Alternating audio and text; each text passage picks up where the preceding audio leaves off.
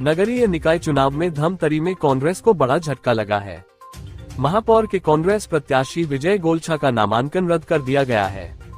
विजय गोलछा के नामांकन पर भाजपा ने आपत्ति लगाई थी, जिस पर 30 जनवरी को सुनवाई की गई। कांग्रेस और भाजपा की तरफ से आए हुए वकीलों ने रिटर्निंग अधिकारी के सामने अपना पक्ष रखा।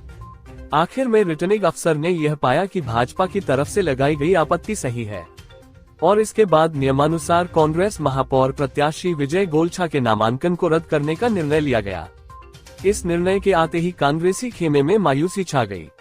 कांग्रेस से धमतरी विधायक ओंकार साहू और कांग्रेस के धमतरी जिला अध्यक्ष ने इस निर्णय के पीछे प्रशासनिक दबाव होने का आरोप लगाया, लेकिन हकीकत यह है कि अब कांग्रेस के सामने विकल्प नहीं के बराबर है, क्योंकि विजय गोलछा का नामांकन रद्द हो जाने के बाद अब कांग्रेस की तरफ से कौन मैदान पर रहेगा ये किसी को समझ में नहीं आ रहा है। निर्णय आने के कुछ देर बाद ही धमतरी के प्रमुख कांग्रेसी नेता रायपुर के लिए रवाना हुए और वहां पर आलाकमान के साथ बैठक तय हुआ है। तब जाकर स्थिति स्पष्ट हो पाएगी कि कांग्रेस आखिर आगे क्या कदम उठाएगी। इस पूरे राजनीतिक हलचल के पीछे सबसे बड़ा कारण बना 1956 की धारा 17(2) की कंडिका ड के तहत का वह नियम जिसमें लिखा गया है कि स्वायत्त शासी जैसे कि नगर निगम से अगर किसी का प्रत्यक्ष या अप्रत्यक्ष हित जुड़ा है, वह महापौर का प्रत्याशी नहीं हो सकता, चुनाव नहीं लड़ सकता है। आपको ये बता दें कि विजय गोलछा पेशे से ठेकेदार हैं और नगर निगम में उन्होंने कुछ काम किए हुए हैं ठेका लेकर, और उसे निर्माण के बाद मेंटेनेंस की अवधि 2 साल की होती है। वह अवधि अभी खत्म नहीं हुई है। इसका मतलब यह माना जा रहा है कि फिलहाल विजय गोलछा नगर निगम के प्रत्यक्ष हितग्राही है और इसी तथ्य पर इसी तर्क को सुनने के बाद रिटर्निंग ऑफिसर ने विजय गोलछा के नामांकन को रद्द करने का निर्णय लिया है। फिलहाल देखना होगा कि कांग्रेस अब आगे क्या कदम उठाती है, क्योंकि 11 फरवरी को मतदान है और इस बीच ही कांग्रेस को अपने विकल्प तलाश करने हैं और मैदान में उतरना होगा। क्या पक्ष रखा और क्या निर्णय है? पक्ष तो रखा गया था कि एग्रीमेंट में कोई डेट और समय नहीं लिखा है, लेकिन निगम से जो उन्होंने प्रतिवेदन मंगाया था उसमें कहा कि 2 वर्ष का क्या बोलते हैं वो है, तो उसको मानते हुए ना मतलब उनकी आपत्ति को स्वीकार की गई है और इनका नामांकन रद्द किया गया है। आगे कुछ स्टेप लिया जा सकता है? आगे तब ऐसा चुनाव प्रक्रिया जो चल रही है उसमें तो वर्तमान में कोई स्टेप मतलब मिलना नहीं है। अब इसके आगे जो भी होगा वो अलग है।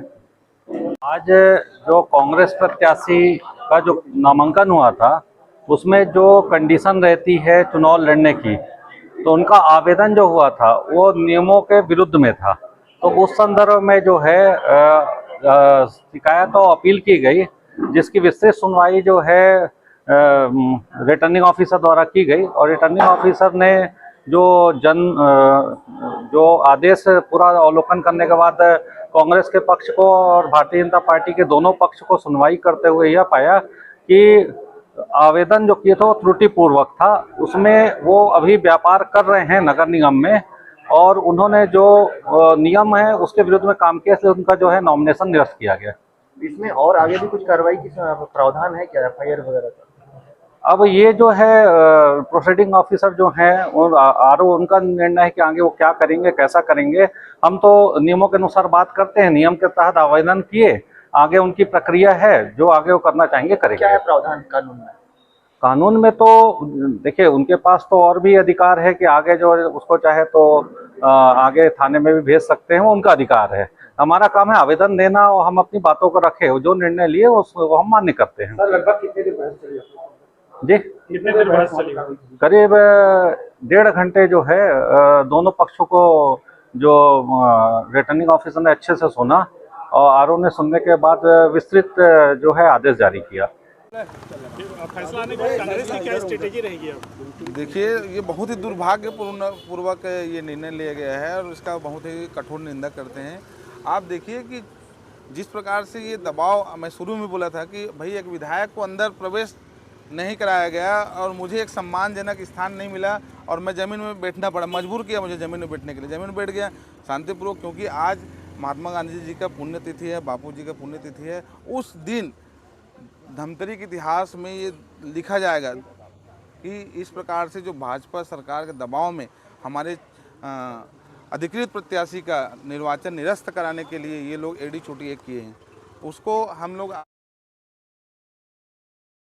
चलाकर हम लोग संविधान के नाम। चुनाव में आप लोग क्या करें, क्या कदम उठाएंगे? चुनाव अभी हम लोग बैठेंगे, वरिष्ठ जनों से सलाह लेकर जो मार्गदर्शन आएगा उसमें हम लोग काम करेंगे। एक और कांग्रेस का सदस्य जिसने फॉर्म भर रखा है कांग्रेस के नाम पर, क्या उसे प्रत्याशी बनाया जा सकता देखिए अभी चर्चा करना पड़ेगा इसमें, अचानक डिसीजन लेना उचित नहीं है। फिर भी क्या है, हम लोग तो लड़ेंगे पार्टी किन्हीं किन्हीं को। पार्टी में इस संबंध में कोई चर्चा नहीं अभी नहीं हुआ है, अभी निर्णय आया है। अभी जाकर हम लोग बैठेंगे वरिष्ठ जनों से चर्चा करके आगे की रणनीति कब बनाएंगे। तक आ जाएगा?